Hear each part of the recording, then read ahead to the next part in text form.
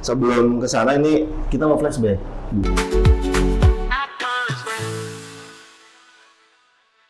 Kan tadi dirimu kayak masih jet lag ya ketika ngomongin satu nama. Ini mau saya jelasin dulu. Tadi kita tanya lagi ke beliau. Jadi sebenarnya kalau tadi saya ngobrol-ngobrol dengan beliau sebelum ini kita podcast itu, sumber daya manusia yang dari Al-Fatah ya, banyak yang ke sana itu banyaknya dari Lampung dan Wonogiri tadi ya. Jadi di Lampung ini termasuk yang suplai SDM banyak ke sana gitu. Itu sifatnya volunteer ya? Volunteer. Nah, ada satu orang lagi yang merupakan kakak beliau ini. Itu teman saya juga main bola di Negara Ratu itu. Dulu ya? Iya.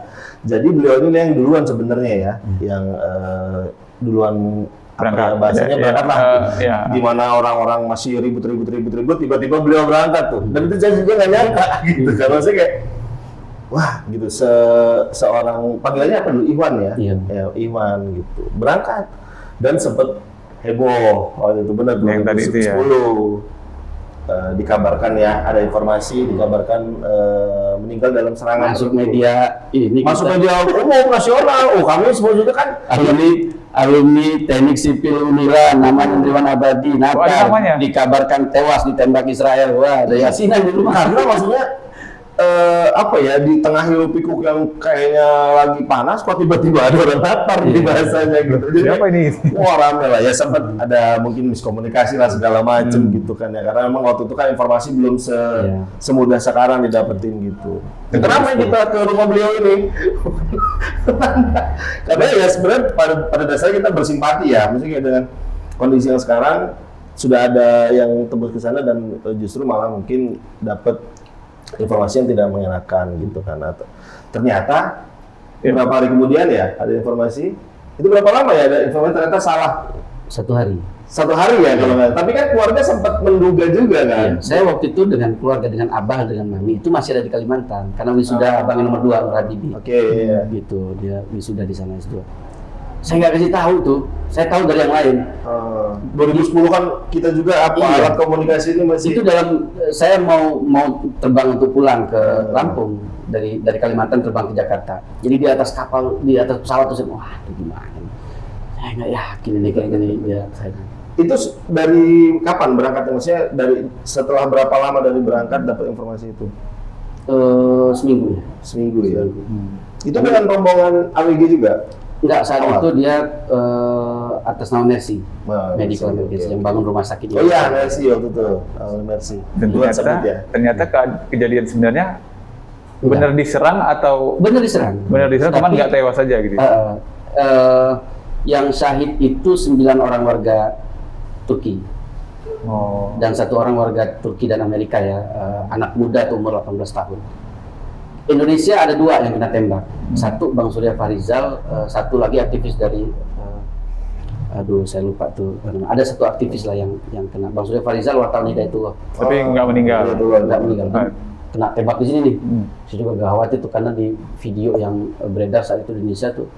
Wah udah ini banget lah itu. Karena pecahan pelurunya itu kemana-mana tuh. Sampai dia pulang ke Indonesia pun itu masih ada pecahan peluru. Dioperasi lagi di Indonesia. Tapi alhamdulillah beliau masih hidup sampai sekarang. Dan kalau Bang Iwan ini sebenarnya malah tidak ada, maksudnya tidak ada luka, tidak ada begitu. Tidak, alhamdulillah. Kalau justru dia ditegur oleh orang Malaysia, karena ketika kan itu di dek 3, dek bawah, karena yang dek atas itu orang Turki semua, gitu. Asia Tenggara di dek bawah gitu ya. Level atasnya itu orang-orang Turki lah, karena mereka yang hostnya kan orang Turki. Jadi ketika ada orang Malaysia yang lagi nyemprotin tentara Israel di pinggiran kapal itu, nah dia udah ketodong laser senjata Israel dari helikopter, dia minggir. Ya Nur Iwan nggak tahu itu, dia ambil selangnya untuk gantiin. Sampai dia ditegur, minggir. Yang masih kelihatan ya. Laser itu dari sini itu. Di Qadarullah dia nggak sempat, ya walaupun sempat ditahan ya, semua kan ditahan kan ya, ditelanjangi semua sampai ke sempak pun dicek semua sama mereka gitu. Ditahan 1 hari ya, 1 hari itu 2 hari gitu. Artinya kan saat itu juga 2010 itu tensinya sudah sudah panas ya. itu sebenarnya dari sudah lama, tapi kan untuk yang dari Lampung atau dari Indonesia kayaknya informasi itu kan sangat mengagetkan gitu. Nah, kesini-sininya beliau terus ya melanjutkan. Iya, 2012 berangkat, 2014 pulang, kemudian berangkat lagi ke sana ya, ke Gaza 3 kali bolak-balik ke total Gaza, kalau akumulasi sekitar 5 tahunan lah. 5 tahun masih di Gaza. Nah, pulang sebentar, berangkat lagi gitu ya. Nah, ini pertanyaan bodoh nih. Itu kayak gitu biayanya gimana? Saat itu Nur Ikhwan, abang itu bersama dengan Medical Emergency Rescue Committee, yang bangun rumah sakit Indonesia di Gaza ya. Qadarullah memang SDM-nya banyak dari dari jaringan pondok pesantren Al-Fatah seluruh Indonesia gitu, termasuk dari Lampung. Makanya tadi Lampung termasuk yang banyak menyediakan banyak SDM untuk ada di sana. Pendanaan itu dari lembaga Mercy. Dari lembaga ya. Tapi pribadi juga keluar juga ya? Iya, pasti ada ya. pasti. Untuk kebutuhan pribadi juga ya. Tadi 3 kali bolak-balik, total akumulasi 5 tahun. Sekitar 5 tahun. Waktu itu kondisinya gimana? Cerita dari beliau. Iya. Kondisi di Gaza. Mungkin belum sehancur sekarang ya kalau bisa Iya, belum. Dia ngerasain perang 2012, ngerasain perang 2014. Ya, ada satu cerita menarik yang beliau ceritakan ketika 2014, perang 2014, berapa hari ya sekitar saat itu, tentara Israel itu akan sebenarnya tentara yang pengecut ya. Iya. Karena kalau mereka nyerang tuh pasti dari udara dulu. Iya. Udara sudah hancur baru mereka ada. Kemudian tank, kan baru kemudian tentara ininya tentara arminya ya. Infanterinya ya masuk gitu. Nah, saat itu rumah sakit Indonesia itu kan ada di Gaza Utara, sekitar 2 kilo dari perbatasan. Gitu. Jadi ketika berdiri di atas rumah sakit itu, di atap gedungnya, tentara Israel itu sudah kelihatan mau masuk. Kita dari atas gedung rumah sakit. Nah, ini saat itu diberitakan mau ada serangan darat. Mau serangan darat. Dia nelpon ke Jakarta, minta arahan. Gimana nih? Itu relawan-relawan itu juga yang menguatkan dia karena dia koordinator di sana. Satu relawan-relawan ya diminta oleh pemerintah Gaza untuk evakuasi segera dari rumah sakit. Udah kita mau bawa ke selatan lah. Itu kan rumah sakit Indonesia itu kan ada di Gaza Utara. Nah, kemudian Nur Ikhwan nelpon saat itu ke Jakarta, dia bilang minta arahan nih, Israel kayaknya mau lakuin serangan darat, gitu. Nah, sama pimpinan kita, pimpinan pembina pondok pesantren jaringan Al-Fatah ya saat itu, oleh Imamuddin Hamidi. Dia bilang, udah berapa meter masuknya katanya? Udah berapa meter masuk? Itu kelihatan. Dia nggak jawab lagi, pikirnya ya karena mungkin paham ya kali ya. Jadi itu kelihatannya tapi masih di gedung lain masih ya gitu. Di 2 kilo. Oh, 2 kilo. Ya kan dari atap gedung kelihatan. Kalau kita kan ya karena mungkin ada pohon-pohon. Iya, di Natar kan banyak pohon tutup sawit semua ya. Kalau di sana meskipun kecil-kecil kan kelihatan tuh tentara itu. Akhirnya dia dikumpulin semua relawan-relawan, kita diminta untuk evakuasi. Ada satu relawan yang sampai nangis. Apa? Takut? Justru enggak. Kita berangkat dari Indonesia untuk membangun rumah sakit Indonesia ini. Amanah seluruh rakyat Indonesia untuk membangun rumah sakit. Iya. Kita udah berada di Israel, jangan mundur. Gitu. Jadi dia juga ini seharusnya kan mereka ya udah harapan ya udahlah kita mau lah gitu ya kan. Ini enggak, justru satu orang itu ada beberapa orang yang kemudian nangis. Jangan, udah kita tetap bertahan di sini aja. Sebenarnya pemerintah Gaza udah wanti-wanti tuh. Ini bakal diserang nih gitu, ada serangan darat gitu ya.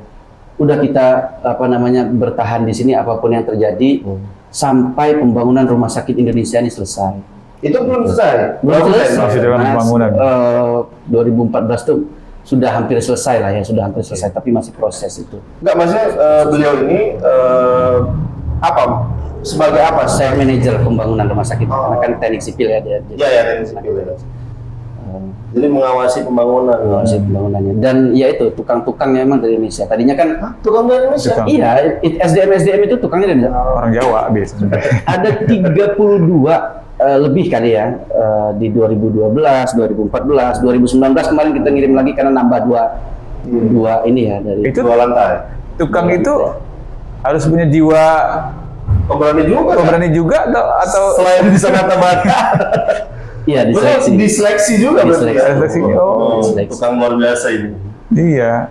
Itu benar-benar tukang. Iya. Maksudnya dia emang Profesinya memang tukang di Indonesia gitu maksudnya. Iya tukang, kemudian ada yang mechanical electrical kan Iya, listrik dari dan instalasi dia segala mereka yang, macam. makanya diseleksi. dari sana nggak ada atau karena kondisi nggak memungkinkan untuk pakai orang sana. Yang pertama ya kita kepengen karena itu rumah sakit Indonesia, Mercy kepengen supaya apa namanya ya, Murni. ya ada sih yang ditenderkan di sana gitu ya, tapi ya supaya dari SDM-nya dari Indonesia. Berapa lama pengerjaan itu akhirnya selesai? 2011 itu 2016 ya diserahkan ke pemerintah Gaza. Ya, itu sekitar 3-5 tahun lah ya. Itu juga kan Oh. mungkin ketika harus dibangun diserang nggak gitu nggak? Ada serangan nggak ke dalam proses pembangunan? Nggak, Baru akhirnya itu 2000 kemarin itu cerita yang itu 7 akhirnya Oktober. satu orang yang nangis itu Iya. yang kita bertahan akhirnya kita gimana? bertahan akhirnya mereka di sana. Iya. Dan akhirnya diserang nggak? meneruskan pembangunan. Enggak, qadarullah enggak Enggak alhamdulillah. ya. Oh, Berarti iya. serangan darat itu memang nggak ada atau ada cuman nggak kena situ. Mungkin nggak tahu pertimbangannya Israel. Oh. Itu juga yang jadi ini tuh, yang jadi ininya Gaza. Karena kan kita berbatasan rumah sakit. Nah akhirnya setelah itu kan pemerintah Gaza itu kepengen supaya bangunan-bangunan yang mewakili negara-negara kan di sana ada rumah sakit Turki, ada rumah sakit Qatar segala macam. Mereka pengen taruh di perbatasan gitu. Jadi, Biar deket lah gitu. ya kalau ada apa-apa kan mereka juga nyerangnya ya negara lah kira-kira gitu ya mungkin ya. Gitu. Sebagai benteng juga mungkin ya. Jadi 2010 itu ya nggak sampailah serangan darat itu.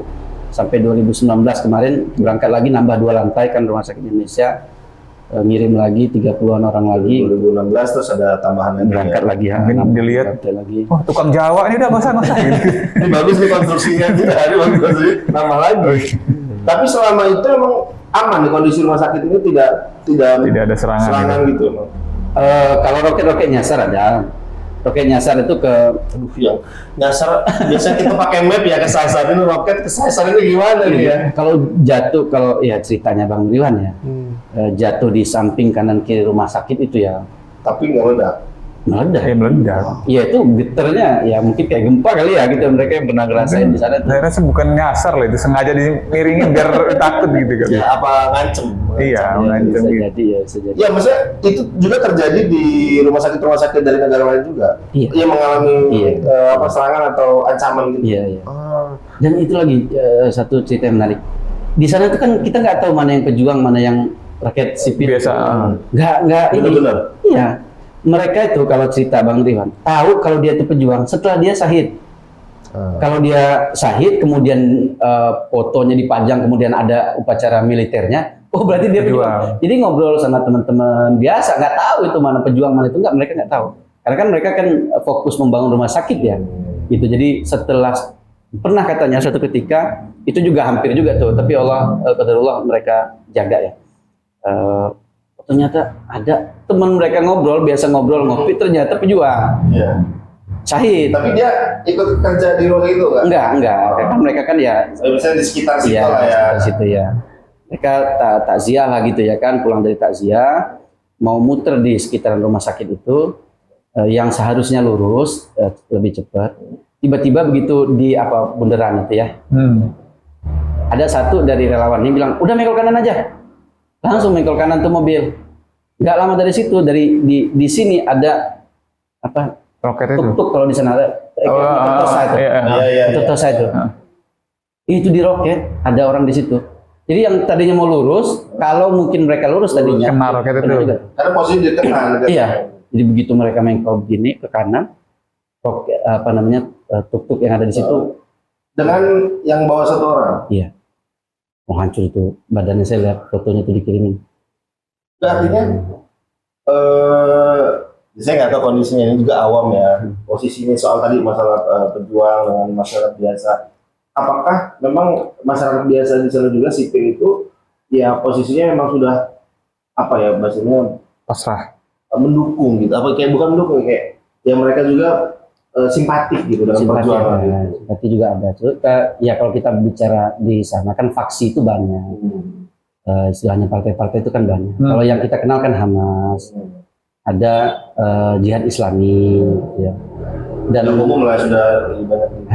Dan sebenarnya bukan cuman yang berideologi agama aja. Ya, sosialis komunis juga ya, saya juga pernah dengar di sana. Ada juga di sana. Ada brigadenya juga mereka. Saya militernya juga ada sosialis komunis. Dengan kepentingan yang berbeda-beda ya. Iya.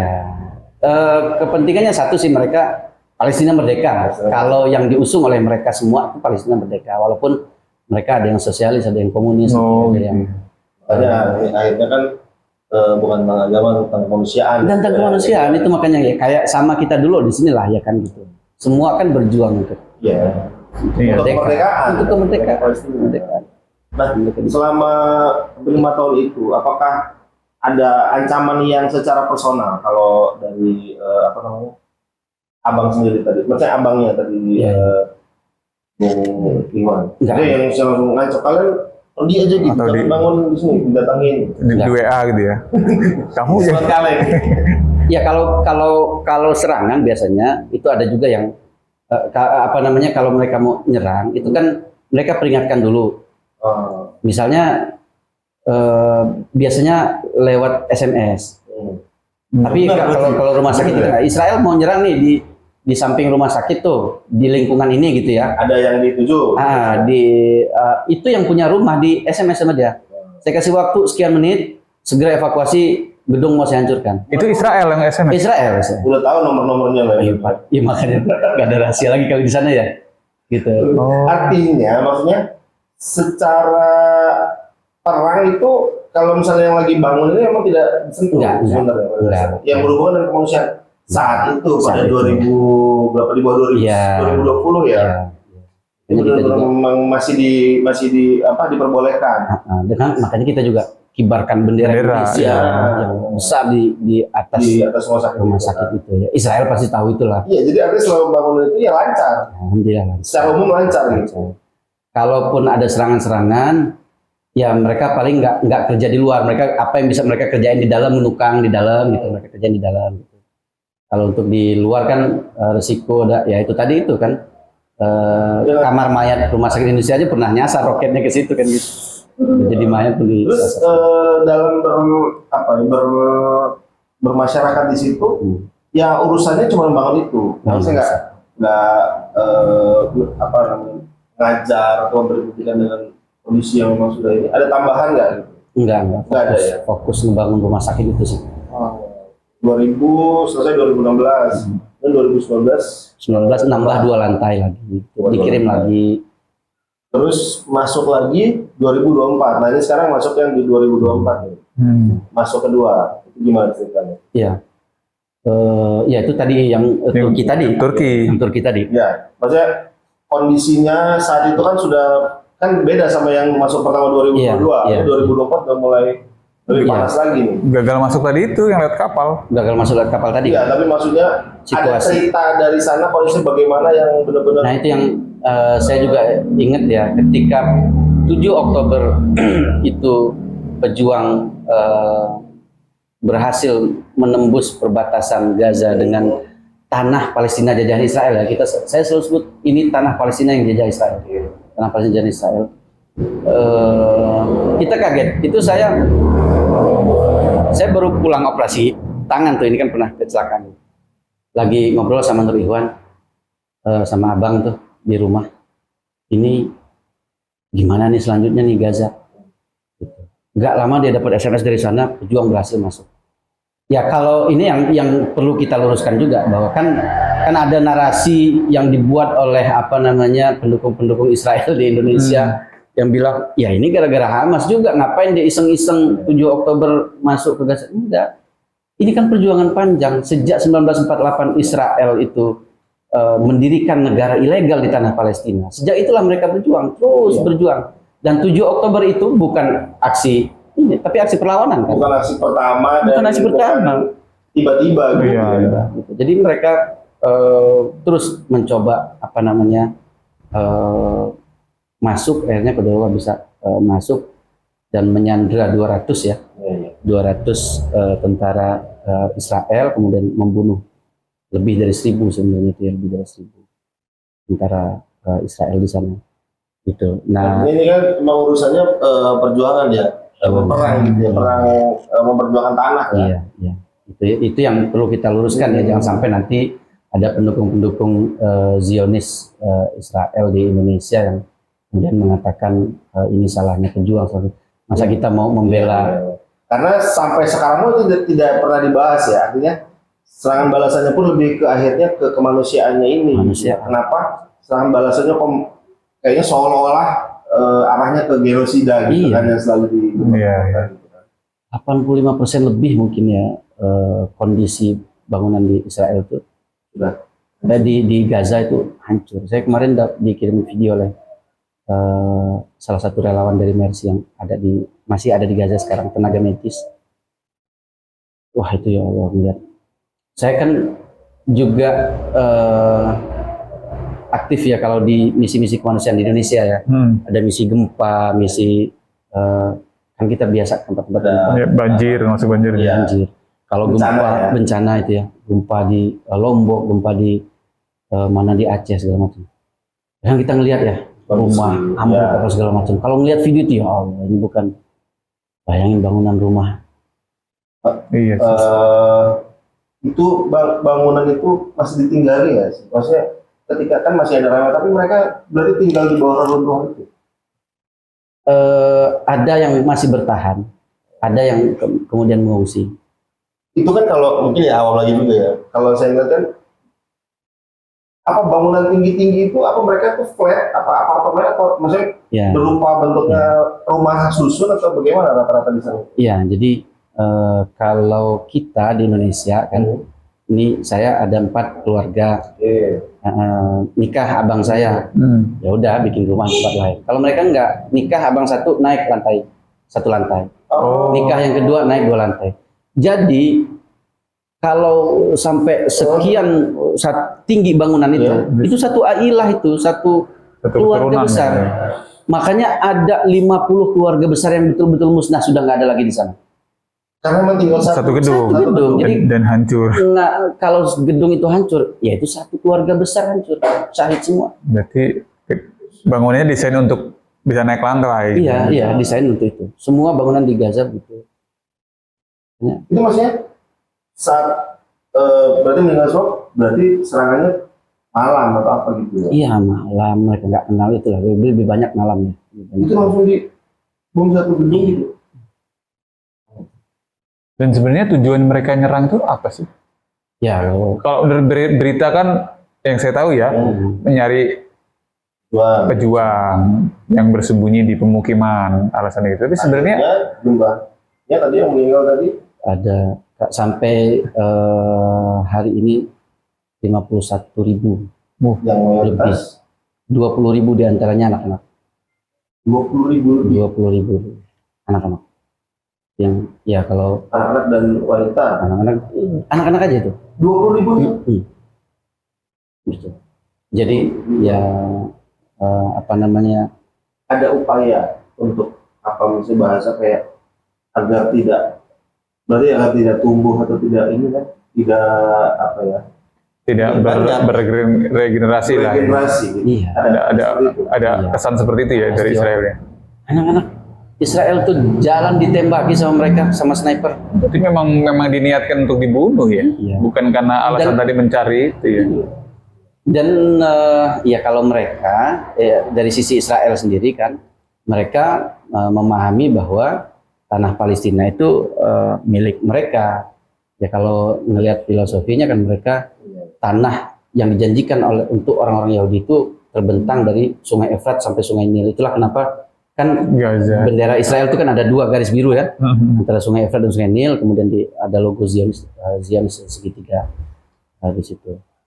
Yaitu bukan cuma Palestina sebenarnya yang pengen mereka kuasai. Nantinya targetnya semua Ada Mesir sebenarnya, Iya, Jordania. pasti. Itu yang menurut mereka tanah yang dijanjikan untuk mereka.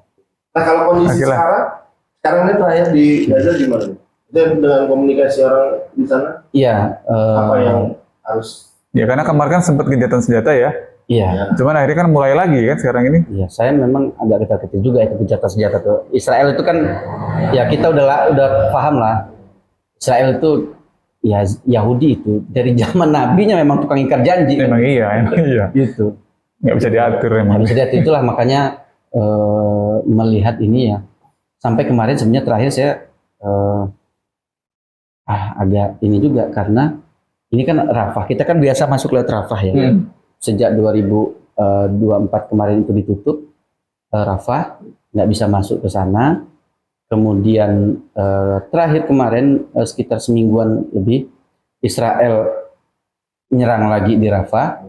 Kemudian dari Rafah itu dia buat buffer zone, mereka kuasai itu dari antara Rafah dan Khan Yunis di Gaza Selatan. Mereka kuasai itu, mereka taruh tentaranya di situ. Nah ini mungkin juga salah satu upaya mereka untuk bisa mencegah relawan-relawan dan bantuan-bantuan masuk. Jadi nggak hanya dari Mesirnya ya, tapi mereka juga naruh tentara mereka itu. Iya. Nah itu yang sebenarnya mudah-mudahan kita bisa berangkat ke sana lah ya. Kita berangkat ke sana. Karena AWG ini punya program untuk membangun rumah sakit ibu dan anak. Ya katanya pertama kali. Iya. Satu-satunya. Belum pernah ada di sana. Kalau di dunia Arab sekalipun ya belum pernah ada rumah sakit. Kan di Indonesia banyak lah rumah sakit. Kalau di sana rumah sakit anak ada gitu. Tapi rumah sakit ibu dan anak itu enggak. Kenapa kita mau bangun rumah sakit ibu dan anak? Karena sebagian besar korban ini kan ada ratusan ribu yang luka-luka. Itu sebagian besar anak kecil ya. dan perempuan, ibu-ibu gitu. Dan mereka perlu bantuan. Itulah salah satu yang kemudian 2023 kan Oktober mulai ya, 2023 November kita launching program untuk pembangunan rumah sakit ibu dan anak ini. Dan alhamdulillah kemarin ketika Kementerian Luar Negeri di yang sekarang ini di bawah pemerintah Prabowo mengumpulkan seluruh relawan-relawan lembaga-lembaga kemanusiaan seluruh Indonesia untuk ya mengakomodir lah apa yang bisa kita lakukan untuk Gaza.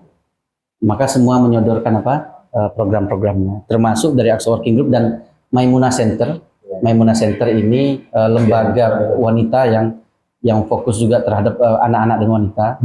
Ya juga sebenarnya tadinya awalnya memang lembaga sayap kewanitaannya yang bikinnya dari Aqsa Working Group.